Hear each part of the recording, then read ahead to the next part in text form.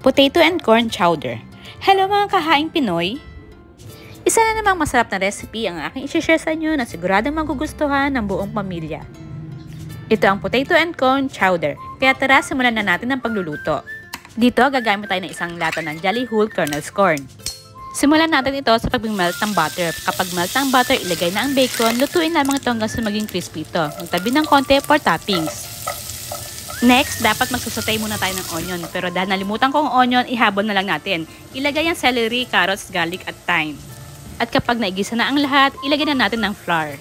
Haluin lang ito hanggang sa medyo maging brown na ito. Ibuhusan natin ng chicken broth, fresh milk. Ilagay na rin natin ng potatoes. Timplahan ng asin at paminta at hayaan itong kumulo. At kapag medyo luto na ang potatoes, ilagay na natin ng all-purpose cream. Ilalagay na rin natin ang Jolly Whole Kernels corn. I-mix lang ito mabuti at tutuin pa sa loob ng ilang minuto.